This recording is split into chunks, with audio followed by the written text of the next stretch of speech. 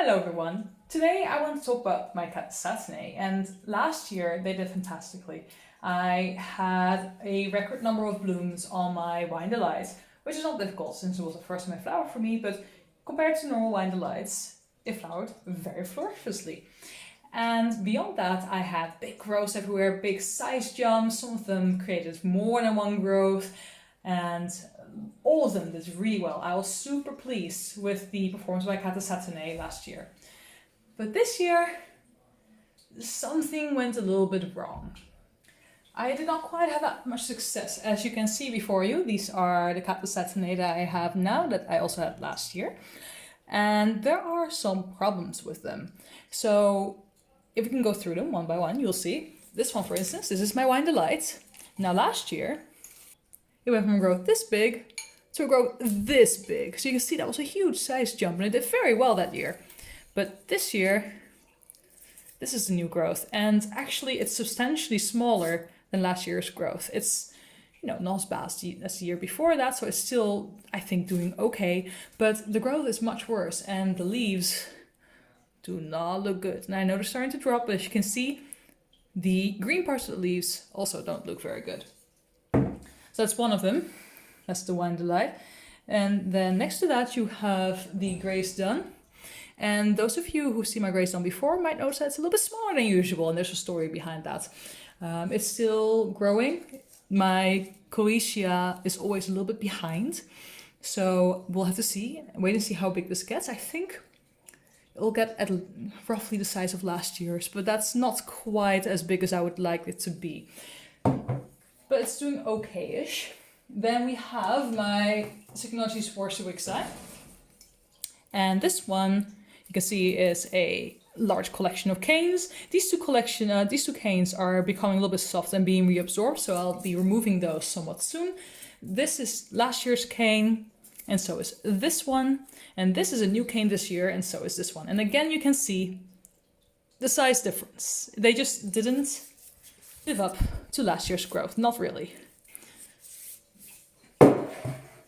Then you have the Catasetinae Pangang Sweetheart, Jumbo Sweetheart, my bad. And last year it made this growth back here. And this year it's making a growth which looks like it'll get close in size. I think it's still slightly smaller and definitely girth-wise it hasn't caught up. But it's not too bad. But again, you can see the leaves are not in the best of shapes. And then lastly, we have the Flatcarchiera After Dark, which has also seen somewhat better times. This one's doing quite well actually compared to the others, but it's also smaller than it used to be. It's not quite as big as it was before. And this growth, although it's looking quite nice and fleshy and still clearly growing quite nicely, the size is significantly less than that of the previous bulbs. So again, not living up to its potential. So what went wrong? Well, several things actually. So I'll take you through what happened step by step, and then we can kind of like talk about why it had such a big impact on the Catasetinae. And spoiler alert, it's all my fault. 100% my fault. So I'll start with these three, which are the Coecia Grace Dun, the Cycnoches Worsowixi, and the Catasetinae Pangang Jumbo Sweetheart. And these three suffered from quite a lot of sunburn. I left them out on the balcony and it was fine for a lot of weeks, and suddenly at one point it was not fine anymore, and I came outside after a while to find them with really big sunburns on the leaves. Now for the Worsowixi I can't really show it to you anymore because all the leaves have already fallen, save one. And for the Coecia Grace Dun, the only parts that's still left that you can see sunburnt are these two parts here. So somewhat limited. But the rest has, fallen off. This one you can still see the extent of the damage quite decently. Ta-da! All of this that you see here on these leaves, it's all sunburn. And here as well on this part of the leaves. So this one was struck quite badly by the sunburn. So that was mistake number one.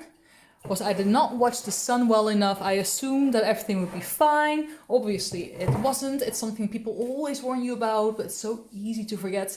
And they got sunburned, and that is not good for their growth. Next, what happened is that I made some very poorly timed divisions of my Cloecia Grace Dunn and my Fretclarkiara After Dark in order to trade them with an Instagram friend of mine for some of her plants. And I already knew this trade was going to come. I knew she wanted these plants potentially, but I kind of put off the division because I didn't feel like it or other stuff going on. You know how life can be.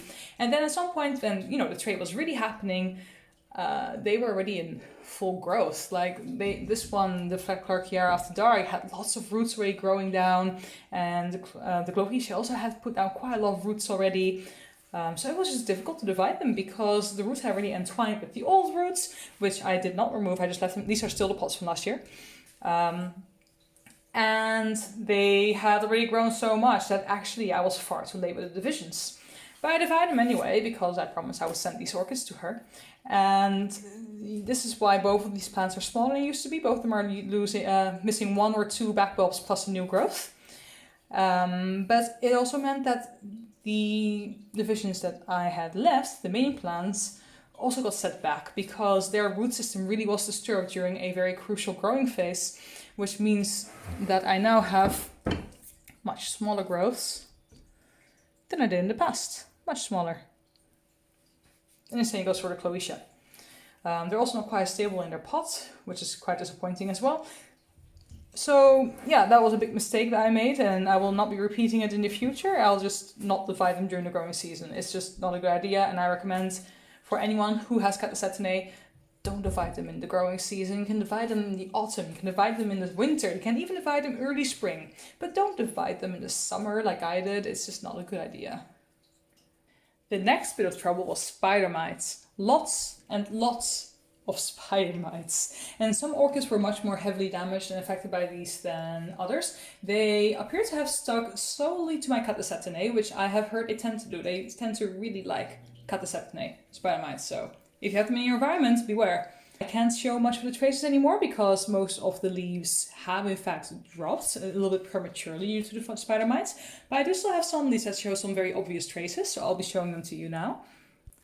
The Cygnothisparx wixi was the most heavily affected by the spider mites. It was completely infested. There were webs hanging everywhere. You could see the spider mites kind of hanging off the leaves and walking over them. It was really a bad infestation.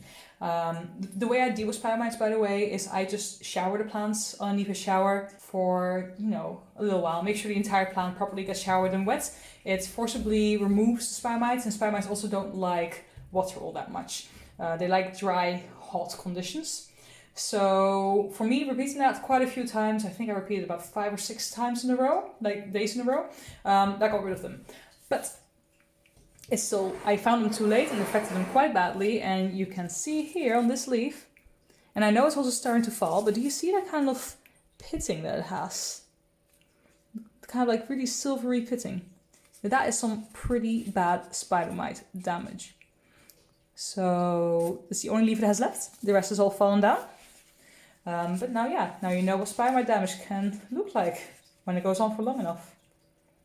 The Wine Delight similarly had a lot of trouble with spider mites, quite a lot. Not quite as much as the Worcester wixi, but I think it would come second place when it comes to spider mite count. And again, you can see on the leaves that they have this strange silver pitting. And you can see it a little bit better on these leaves because they aren't quite as far gone. I think that they'll be dropped very, very soon, but you can see this part of the leaf is still green and vibrant and fresh and flexible, and it's full of this silver pitting, which is very stereotypical spider mite damage.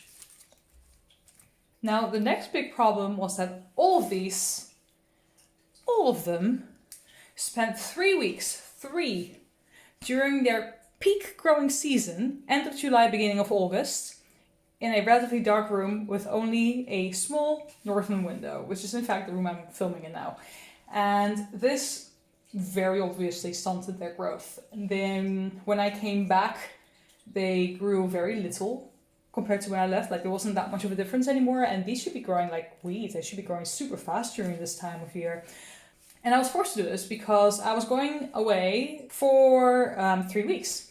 and I couldn't leave them on the balcony because I knew that the sun caused sunburns, and if I wasn't here to every afternoon lower the sunscreen, they would get burned beyond recognition. So I couldn't leave them there, and this room was the only room that still had space in my apartment, and it was simply not enough. They really didn't grow much at all, and it's as if they just completely missed out on 3 whole weeks of growth, which I think is one of the major reasons for the stunted growth, maybe even more so than the spider mites and the sunburns. It was not a good decision on my part, and lessons have been learned, and next year I'll try and find a different solution.